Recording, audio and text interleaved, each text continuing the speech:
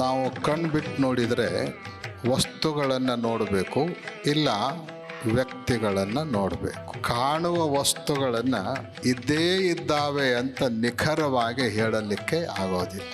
ಇರುವ ವಸ್ತುಗಳು ಕಾಣದೇ ಇರಬಹುದು. ಯೋಗ್ಯ ಮತ್ತೊಂದು ಅಯೋಗ್ಯ ಅಂತ. ತನ್ನ ಕರ್ತವ್ಯಕ್ಕೆ ವಂಚನೆಯನ್ನ ಮಾಡುತ್ತದೆಯೋ, ಅದರಿಂದ ದೂರ ಸರಿಯುತ್ತದೆಯೋ ಅದು ಅಯೋಗ್ಯ, ಅದು ಅಯೋಗ್ಯ.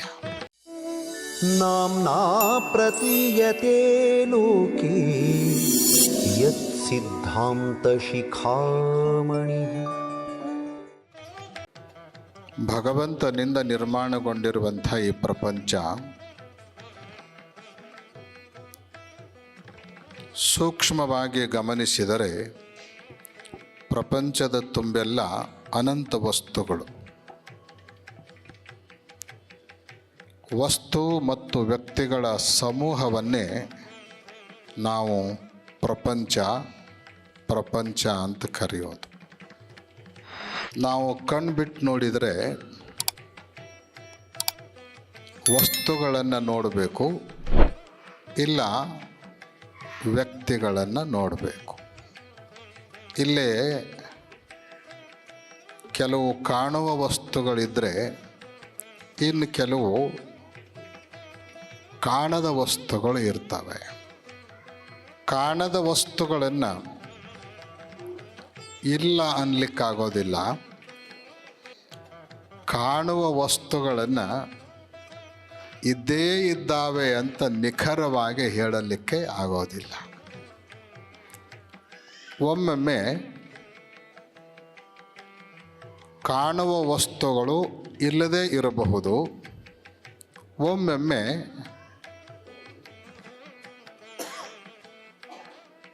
ಇಲ್ಲದ ವಸ್ತುಗಳು ಕಾಣಬಹುದು, ಇನ್ನೊಮ್ಮೊಮ್ಮೆ ಇರುವ ವಸ್ತುಗಳು ಕಾಣದೇ ಇರಬಹುದು. ಈ ಎಲ್ಲ ಸಾಧ್ಯತೆಗಳು ಕೂಡ ಪ್ರಪಂಚದಲ್ಲಿ ಇದ್ದಾವೆ. ವಸ್ತುಗಳು ಕಾಣಲಿ ಕಾಣದೇ ಇರಲಿ, ವ್ಯಕ್ತಿಗಳು ಕಾಣಲಿ ಕಾಣದೇ ಇರಲಿ, ಕಾಣುವ ಕಾಣದೇ ಇರುವ ಎಲ್ಲ ವಸ್ತುಗಳಲ್ಲಿ ಸಾಮಾನ್ಯವಾಗಿ ಎರಡು ವಿಭಾಗಗಳನ್ನು ನಾವು ಮಾಡ್ತೇವೆ. ಒಂದು ಯೋಗ್ಯ, ಮತ್ತೊಂದು ಅಯೋಗ್ಯ ಅಂತ. ಯೋಗ್ಯವಾದ ವಸ್ತುಗಳು ಕೆಲವಾದರೆ ಅಯೋಗ್ಯವಾದ ವಸ್ತುಗಳು ಇನ್ನು ಕೆಲವು. ಒಂದು ಪೆನ್ನು ನಿಮ್ಮ ಕೈಗೆ ಕೊಟ್ಟರೆ ಅದು ಸರಿಯಾಗಿ ಬರೀತಿತ್ತು ಅಂದರೆ ಯೋಗ್ಯವಾದ ಪೆನ್ನು. ಅದು ಬರಿದೇ ಹೋದರೆ ಇದು ಅಯೋಗ್ಯ, ಉಪಯೋಗ ಇಲ್ಲ, ಆಚೆ ಇಟ್ಬಿಡು.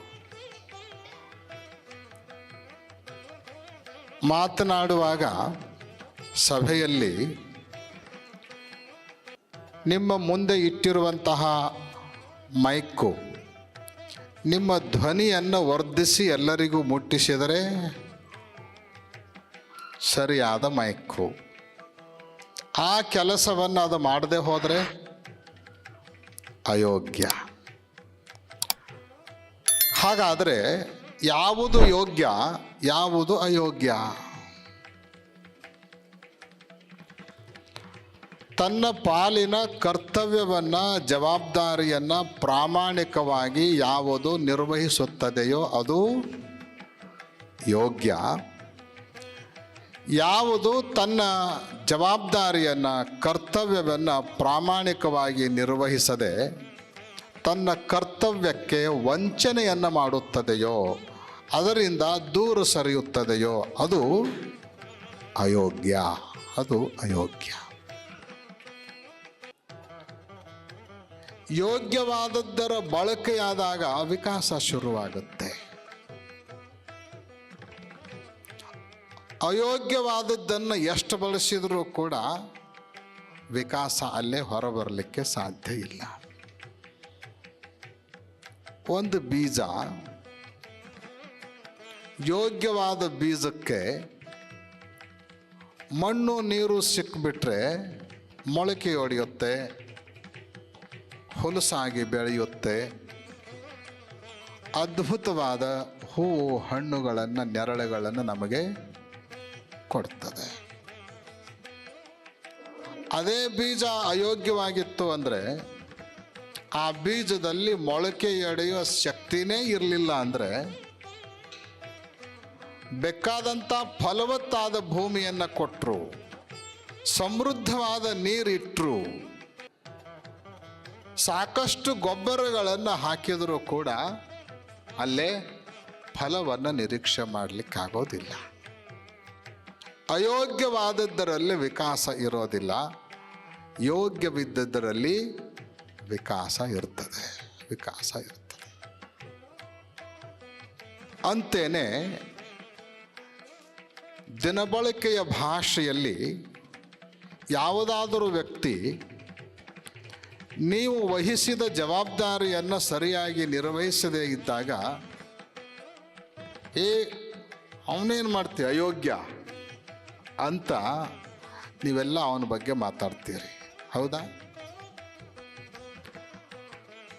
ನಮ್ಮ ವಿಕಾಸವನ್ನು ನಾವು ದೃಢಪಡಿಸಿಕೊಳ್ಳಬೇಕು ಅಂದರೆ ಯೋಗ್ಯತೆಯನ್ನು ಮೊದಲು ನಾವು ನಿರೂಪಿಸಬೇಕು, ಯೋಗ್ಯತೆಯನ್ನು ಅಳವಡಿಸಿಕೊಳ್ಬೇಕು, ಯೋಗ್ಯತೆಯನ್ನು ಸಂಪಾದಿಸಿಕೊಳ್ಬೇಕು.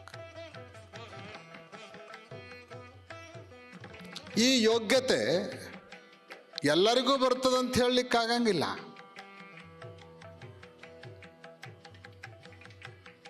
ಶತೇಷು ಜಾಯತೆ ಶೂರಃ ಸಹಸ್ರೇಷು ಚ ಪಂಡಿತಃ ವಕ್ತಾ ದಶ ಸಹಸ್ರೇಷು ದಾತಾ ಭವತಿ ವಾನವ.